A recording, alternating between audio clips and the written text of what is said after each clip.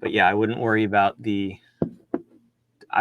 survey. The only thing I updated on the survey was making the section titles line up with harmonious. Great. Are we live doing this now? We work live now? We're live. This is the thing before the thing. I'm in the fishbowl. This is me working in the fishbowl. Fun fact, because we're pros here. We have too many podcasts. I left the banner up from our other podcast. So this is why we practice this, right? This is why we do this. This is why you show up. It's the Ether, the show where we're just ridiculous for 30 minutes and you listen. Good for you. Maybe we grow your business. Hopefully we do, but you never know. I'm sure it's happening. That's what people pay us for. Yeah, you get what you pay for. Yeah, this is just the free stuff. Imagine what you get when you pay for it. This is what happens if you've ever seen that. Said, how do those two idiots get it done? Oh, I'd pay anything to be a fly on the wall. Turns out you don't have to pay anything. Yeah, you just listen to this. What's it to be a fly anyway? They regurgitate acid and melt their food and suck it up through a straw mouth. It's disgusting. And nobody's listening. Welcome back to another episode of The Ether, where we disrupt your thinking, challenge the status quo, and illuminate the path to easier business success. I'm your host, Brandon Gano, joined by my co-host, Sean Delaney, the creator, founder, and mastermind behind What If, where we exist to demonstrate the acceleration, ease, and joy that comes from running a truly harmonious business. Let's dive in to another episode and grow your business. Heyo, we're back with the Ether. Nobody's listening because Sean's talking about flies puking on their food to dissolve it. Anyway, that's that weird story for a different day. That's not what we're talking about today. We're talking about time freedom, which ironically is what all small business owners set out to do when they start their business, whether they want employees or not. They think, oh, I want to get away from my boss and the 9 to 5 and break free. And then they realize the sudden harsh truth that instead of 9 to 5, now they work 5 to 9 or worse. Certainly for anybody transitioning from corporate America to this, whatever this is, to being an entrepreneur, they think, oh, finally, I can do it my way. Because so much of that way was wrong and stupid, and I make all the right decisions. Not realizing that anything that they were lacking was being made up by the corporate circus around them. So because it does serve that utility for anybody in corporate America, there is a support that's happening by the collective work of those dimwits around you that is lifting up your efforts. And once you don't have that, as chaotic as it was, now you find the business that you're trying to put together lacking. And so you work extra hard. And then all those hours you thought you were going to have, by you being the one that makes all the decisions, one, you underestimated the decision fatigue, the amount that would wear on you, having to be the one that makes all the decisions. And finding that now with building a new separate business outside of What If, and the questions that come to me. How many parking spaces should there be? Like, I don't know. You tell me how many parking spaces there should be. Well, do you want 100 or 150? How many do I need? Well, I guess we don't really know. Aren't you people the engineers? I'm deciding number of parking spaces? Okay, how about 50? Well, no, by law, we're going to need 100. Okay, how about 150? Well, we don't think you need that many. Why didn't you just tell me 125 when you walked in the room? What, is this a game? Are we batting me about like a mouse, like a cat with a mouse? I'm just a toy to you. This is what you do with my time to justify that we needed this meeting. I don't know. I'm tired of making all those decisions. This is why, and this is exactly why businesses have started to cut back on things like company gyms, because I don't want to be picking out, well, which treadmills should we get? You know what? Let everyone be fat. I know we said we were building this company with our employees in mind. We were going to have a support program for them and a gymnasium downstairs. I can't pick out the carpet. If someone can't build this gym, then we're not going to have it. I'm kidding. Only half kidding. Or maybe 25% kidding. But the decision fatigue starts weighing on people. I remember somebody who exited corporate America at the same time I did to start their own things. And he said to me over lunch one day, commiserating about the new life that each of us had chosen to embark on. And he said, it was scary that first time I realized I'm the adult in the room. Like everyone's looking at me. There is no senior higher up parachute in the event. He said, well, look, no one's going to let me make that many mistakes. HR will review it. My boss is going to review it. Finance is going to tell me if the budget numbers are correct. No. You're all those things. You're the adult in the room. What do we do? Everyone's standing there looking at you. And so that level of decision fatigue weighs on them, and they're working harder and harder at stuff that should feel easier. And they go, why did I ever start this thing? Where'd all my time go? Yeah, it's the unfortunate reality, but we got ourselves there. So as a matter of fact, I had this conversation with somebody the other day about a program we have set up. We'll tell you at the end about how we can achieve freedom for you in as little as 90 days. So we were talking about this, and one of the things that he said to me as kind of a pushback was, well, how am I supposed to have freedom? Because my employees ask me questions all the time. And I was like, okay, we need to take a few steps back. First of all, like what define these questions? Like, what are they asking questions about? So this was a accounting firm. I won't go any further than that, but it was an accounting firm. And he said, well, it's like tax questions and bookkeeping questions. And I said, do they know the answers, or is this knowledge exclusive to you? He said, in some cases it's exclusive, but in other cases, no, they either could find the answers or they know them because they're professionals in what they do. And I said, okay, well then as part of that 90-day sprint to get you your freedom, if you're saying one of the biggest things that is a bottleneck for you is answering questions from your employees, then we'll just create basically a custom FAQ book for your business, among other things. But I said, every time you get asked a question, write it down, write down the answer and give it to your employees so that they then have access to it. But and that like blew his mind away. He couldn't even conceive of how brilliant that was. And I was like, that's the equivalent of just like writing down what you said. That's so easy, but we don't realize actually how simple it could be to get our freedom. We're overwhelmed by, like you said, the decision fatigue and the constant being attacked, if you will, from multiple different angles, from customers, employees, vendors, and managing the day-to-day operations of the business. We can never zoom out. Well, there's a couple of, there's a couple of areas where this shows up for our clients. Some come to us and say, I'm overworked. It's killing me. I built a thing that clearly runs on eating my time. And we say, okay, very simple.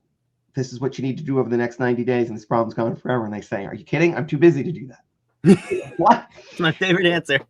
I'm too busy to do the things I need to do, not be so busy. Well, then I get welcome to hell, I guess, is that's the equivalent of saying, I'm overweight. I'm going to go to the gym. And I go to my physical trainer and they say, okay, you gotta be on this machine for 20 minutes. And I said, I can't work out. I'm too fat. Well, are you saying that I can't eat right? I'm too addicted to eating all the wrong foods. You're telling me that you can't get the thing on the other side of the thing you have to do because you're unwilling to do the thing in order to even get to it. So good luck. So I'm too busy to get myself unbusy. I've tried things and continue to fail. And that means obviously that they don't understand where the pipes are that are draining their time. Mm-hmm. Totally natural. There are places where it's hidden. We know that. That's why we start everything with the diagnostic to uncover all that. And then the third is the ones, and this is the most fascinating of all of them, is okay, well, we can reduce the amount of time you're working on your business. And they go, well, don't do that. I like working this hard. And I find that one interesting because they're around the issue, but not on the issue, right? And so they're not really looking for time back. They're looking for ease of the work that they do have, right? So they say, well, I don't want to make more money.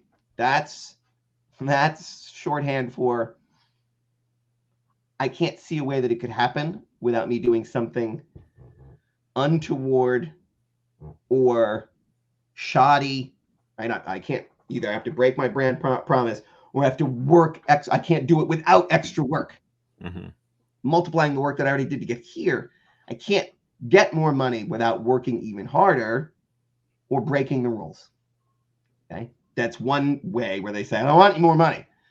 They really say is, I don't want more stress. I'll take more money. If they said, how about you do everything you're doing right now? I'll just hand you an extra $1,000 an hour for the rest of your life. They would take it in a minute. They're not averse to money.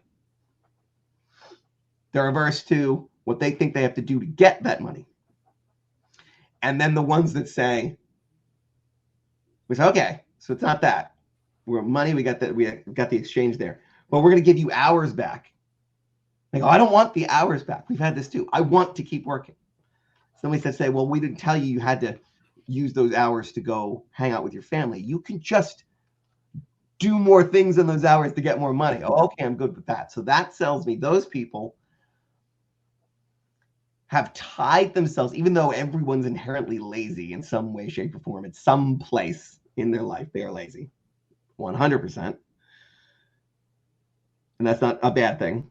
We can talk about that in a minute. I'm the laziest person you'll ever meet, but I'm also, it makes me the most efficient because I'm motivated for a certain outcome. So yes, most entrepreneurs are. I would rather, if you told me I could hire a workaholic, not that bright, just not every cylinder is firing, and they want to come here and kill it for me, or a very smart, very lazy person who believes in assume both believe in the mission. Or how about this, even worse, first one, smart person, okay, two equally skilled people.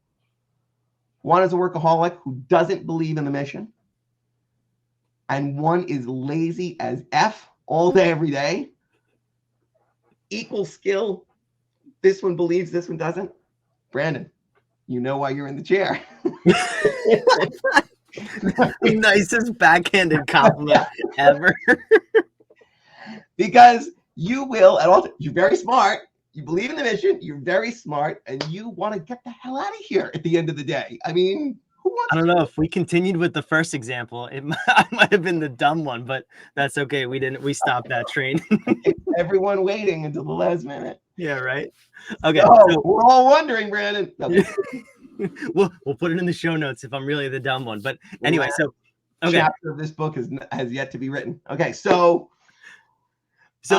time freedom is a math equation. That's what we're here to solve. A question just popped in my head though. Before we get there, we will reveal the math equation. It's very simple to solve, even if you are the dumb one in the example, because yes, I too have solved the math equation. But wait. Let's say why they do it, because we've had this. We've talked to these people like in the last 2 weeks. Like 2 days ago, I had this conversation. Go ahead. So it's they're not lazy, but they put so much stock in the role of, right? It's too easy. My son gave me this insight one day when he was saying we saw hunters, and he was like, "Why would you hunt?" And we were like, "Well, because it wasn't obvious to him that there were ancillary things that these people were solving for in their lives." He was just like, if the thing is to shoot a deer, like they come right up to our back porch. He goes, why wouldn't they just shoot them there? Like, why are you getting up to go shoot? I mean, inherently lazy and smart. Like, why wouldn't I just kill with this one? I said, it's not as valuable to them because it's not as arduous. They put too much stock in the fact that I've got to go and persist. And over 3 days, I was in a cave with mud on my face until I sprung out with my bare hands. I took this deer down, brought it home. Isn't that valuable? And so if you go to work and you're home in 4 hours and your wife's like, that's it? Like, that's it. That's as hard as it was. It's as hard as it was. Fun to spend it, right? What are we talking about here? I didn't do enough. Well, great. Now get up on a ladder and clean the gutters. I don't want that. I'll stay at work. Thank you. This is how they might be thinking. I'm not thinking that. Hello. Okay. I work at home. I don't have the... Randy, get me out of here. I'm kidding. I've heard what your wife says about how late you work, so there's no secrets here. Hi, Marcella. My point is, that is where some of those people, it's either I have to go make this buffalo hunt a very strenuous thing to show that it was valuable what I was doing to provide for my family. Or they got something going on at home and I don't want any part of it. Okay, we'll get you your time back. I don't tell you how you have to allocate it. It could be more work. It could be sitting around watching those cat videos that have been piling up on you haven't been getting to lately. I don't know where you want to spend your time. That's not telling you have to go spend it somewhere you don't. But many people, of course, are looking for that work-life balance, but I understand if they're not. So that aversion is understood. So go ahead, Brandon. I'm sorry I cut you off. No, and it's true, but I personally think work-life balance it's a myth. It's not attainable. It's just how much time do you want to allocate to both things. You can't balance as an entrepreneur. You have all these things in the air. That's topic for a different day. We have luminaries and experts inside of our walls, inside of our sandbox who discuss those things. But no, so I was having this conversation the other day, and it's a common theme that pops up before we get to the math equation. The math equation, we're going to save it for the end because it's so quick. You're going to be like, this is Stu. I listened to these two idiots talk for 20 minutes before they told me that, and I didn't see it. It's going to blow your mind. So what I find is most entrepreneurs, they start their business, they have growth, they scale, it's exciting, they're making money, and then they feel like they're chained to their business.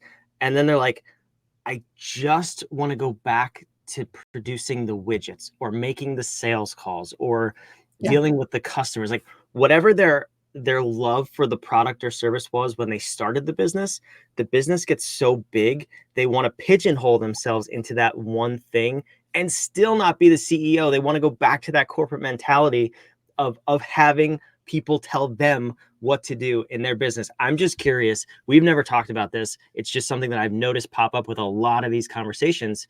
Have you noticed this in working with entrepreneurs and also very massive companies? A lot, because that was part of the derivation of, that's part of the ethos that we're building here, was me addressing the fact that why is it so hard? If all the information's there, it's all there. Nobody's hiding it. There's no secret to the combination of disciplines that you have to run in your business. It's right there, right in front of us. But, so why then is it so hard? Especially, and the answer is the same for either because you came out of a corporate environment and now you're starting a business, or because you're an entrepreneur who fell ass backwards into the business because you had a passion, and that passion became a hobby business, became a business with employees, and now there's so much tied to it, you don't know how to go back to just being the chef rather than the restaurateur, right? Either way, it's because the person finds themselves in a situation now where they do not know all of the disciplines, and they especially don't know how they all should play together to actually make the business work, because they haven't distilled it down yet, because who even knows that's what you're supposed to do? Right now they have a really weak sauce in their business, and they didn't realize that you have to reduce that like 3 times. Like staying with the chef, that's some weak sauce, man. Right. I remember there was this one sauce that the chef made at a restaurant where I'd worked in. It was phenomenal, but he had it was reduced like 3 times. What a process it was to get this just right. And I go, who reduced that twice? And then thought, the secret is do this again. Like, at what point do you give up and say that? But that's not it. I don't know. I don't think. But so they don't know. It feels like a waste of time to say, let me just take everything that giant businesses like Nikes and Ubers and J&J's of the world, publicly traded companies with decades and decades of super smart business people with MBAs and all this stuff. How could they ever be getting it wrong? Well, entrepreneur or corporate cog, say, they can't. So I'll replicate it. And then they start that chase, and they're trying to Frankenstein monster together some kind of vehicle that gets them beyond the why do I still feel like a startup? Why can't I really scale? And now their uncle and brother, all the people, the corporate people, they go, well, anybody will tell you it's because you're not doing A, B, and C, and D. And they rip it out like it's easy because they have the Cliffs Notes versions from all the other institutional partners they have across the organization. And because I talk to Mary all the time. She's my marketing liaison. I know marketing. I'm always giving her the things she needs, and she's executing for me. I know marketing. You don't know marketing. You're not scratching the surface. You do marketing. You know what you do. Yeah. I said this in a talk this weekend and from church ministry about the things we do defining us more than what we say. Of course, actions speak louder than words, but that nature acts with absolute faith in itself and the roles of everything around it, but it knows exactly what it is. A bear is a bear knows more about being a bear than you and I ever will. We could study a bear our entire lives and think lots of very smart things about being a bear, but a bear knows with absolute certainty what a bear is, because a bear always does what a bear does. In fact, a bear is never not a bear. It's always a bear. It's 2024. Don't assume those things, first of all. No, but it is. It doesn't matter if you put lipstick on it and throw it in a pool. It's still a bear. Okay? Might be a polar bear. Okay, before we get canceled this is my fault. Before we get canceled for talking about bears that identify as cats and dogs. You said that. I'm saying that I implied it too. Right? What you do is what you know, right? So, but that's the important part to highlight is when you come from corporate, there's this interesting shift that happens. Corporate or a small business, whatever. If you have a job, if you're a W-2 employee and you come from that mindset to then running a business and you wake up with 25 employees, and your annual salary as a W-2 employee is now half of what you have to pay your employees every 2 weeks. I mean, that'll slap you in the face, and that will shock your mindset away from freedom into scarcity if you let it. If you don't have an architecture to lean on, if you don't have a set of tools that you can use and apply to any scenario in your business, it really feels like a duct tape business, or you're throwing spaghetti at the wall sometimes. And a lot of businesses are in that position, but that's why the owners gravitate more to, specializing in a particular role or function rather than being that CEO, because they don't really know what they're managing. So why don't we touch on this formula real quick? We have like 4 minutes left of this episode, and then we'll tell you about how you can solve for this in as little as 90 days. Potentially for free. So check this out. Here's the formula, Sean. This is what we talked about. This is how, if you ever wanted to be a fly on the wall, this is how we waste our time on phone calls with each other. It's a math equation. It's M times T equals F. So let's break this down. If you ever took algebra, you should be able to follow along. If you took calculus, please don't disprove my formula, but just understand we're talking in generalities here. So M is money. M times T for time equals F, freedom.